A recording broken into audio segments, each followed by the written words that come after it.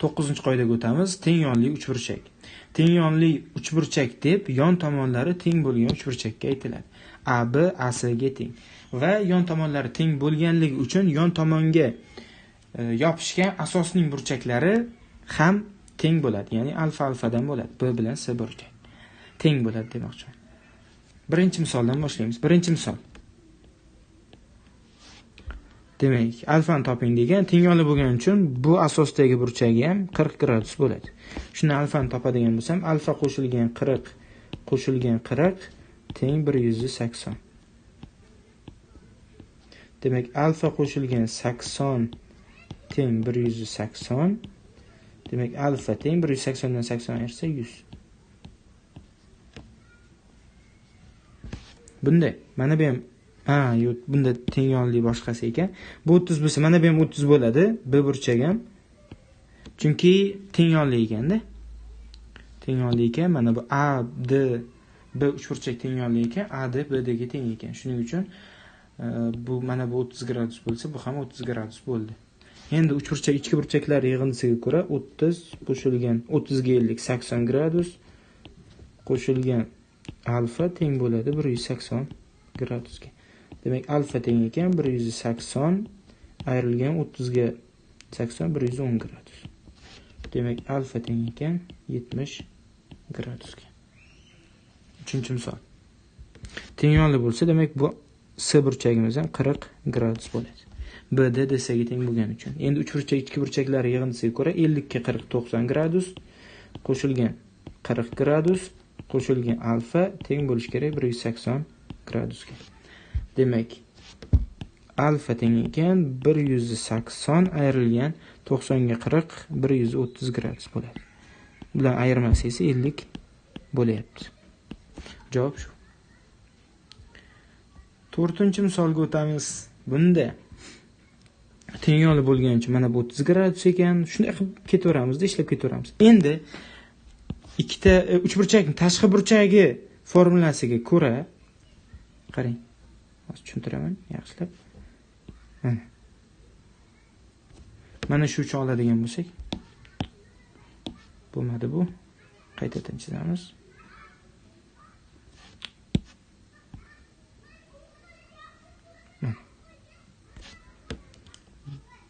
Baribir o'xshamadi. Yana qaytadan chizamiz.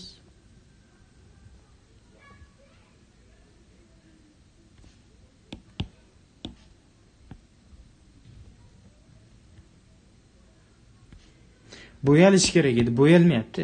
Mayli endi, o'zi bo'ladi. Bo'yalsa bo'yalar, bo'yalmasa bo'yalmas. Mana, shunaqa bo'lishini kutgandim. Oxiri bo'ldi.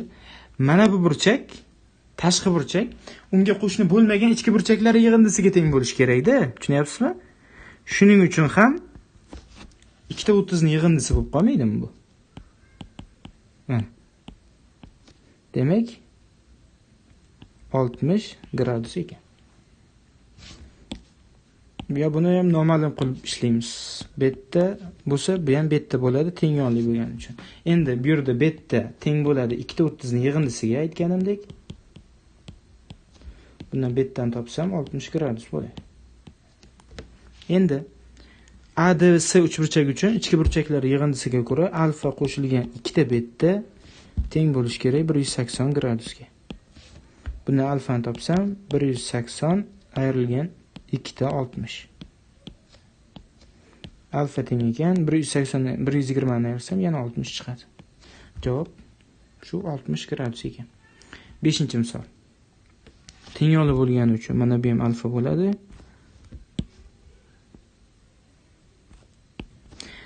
A B bilan AC teng bo'lgani uchun B ham alfa bo'lyapti. B burchak alfa bo'lsa, C ham alfa bo'lishi kerak. Endi ADC uchburchak uchun AD va DC ham teng bo'lgani uchun mana bunisi ham yana alfa bo'ladi. Bo'ldi. Endi uchburchak ichki burchaklari yig'indisiga ko'ra alfa, B burchak yozdim. Endi A burchakni yozaman va C burchakni yozaman. Yig'indisi 180 gradusni berish kerak. Demak, 3 ta alfa teng ekan 180 ayrilgan 15. 3 ta alfa teng ekan 165. Alfa teng ekan 5 tadan 3 tadan. Ya 5 tadan, uzr.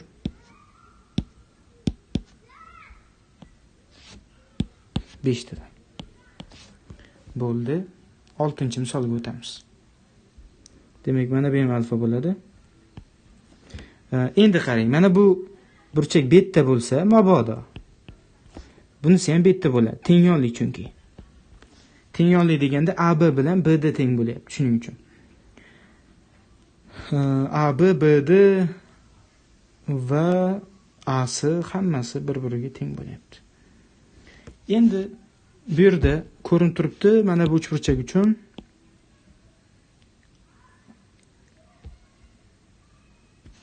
shu uchburchak uchun burchak B tashqi burchak bo'lyapti. To'g'rimi? Va tashqi burchak bo'lgani uchun bu unga qo'shni bo'lmagan ichki burchaklar yig'indisiga teng bo'lishi kerak. Shunisiga tushunib olsangiz bo'ldi. 30 plus alfaga teng ekan betda. Endi uchburchak ichki burchaklar yig'indisiga ko'ra alfa plus 2 ta betda 180 gradusni berish kerak. Ya'ni alfa plus 2 ta 30 plus alfa teng 180. Ochib chiqadigan bo'lsak, 3 ta alfa qo'shilgan 60 teng 180 ekanligi kelib chiqadi. 3 ta alfa teng ekan 120 gradusga, alfa teng ekan 123 ga bo'lsak 40 gradusga teng ekan. Bo'ldi. Alfa kelib chiqdi. 7-misol. Bunda AB AC ga teng ekan. AB AC. Demak, xo'p, AD BD ga teng ekan. AD BD. O'xshamayapti, lekin AD BD ga tengligi. Mana bu betta bo'lsin. Shunda bu ham betta ekan. AD BD ga teng ekanligidan shu narsa kelib chiqyapti. Endi AB AC ga ham teng bo'lgani uchun mana bu burchak ham betta plus 30 bo'lib qoladi. Ikkalasi ham betta plus 30 dan bo'lyapti-da, B burchak ham C burchak ham. AB AC ga teng bo'lgani uchun. Endi uchburchak ichki burchaklari yig'indisidan ABC uchburchak uchun betta qo'shilgan 2 ta betta qo'shilgan 30 teng bo'lishi kerak 180 gradusga. Demak, 3 ta betta teng ekan 180 ayrilgan 2 kere 30 60 bo'ladi. Demak, bundan bettani topsak 120 ni 3 ga bo'lsak 40 bo'ladi. 40 gradus ekan bettamiz. Endi alfani topishimiz kerak. Demak, alfani qanday topamiz? Bitta zo'r yo'li bor. Mana bu uchburchak uchun BD C uchburchak uchun alfa tashqi burchak bo'lyapti. Bu tashqi burchak unga qo'shni bo'lmagan ichki burchaklar yig'indisiga teng. 30 qo'shilgan B qo'shilgan 30. Betta qo'shilgan 30 demoqchi edim. Betta 40 ga teng bo'lsa, 30 qo'shilgan 40 qo'shilgan 30 bo'ladi. Yig'indisi esa buni 100 bo'ladi. Demak, alfamiz 100 gradusga teng ekan. Bo'ldi shu. Shu bilan 9-qoidamiz ham o'z nihoyasiga yetdi.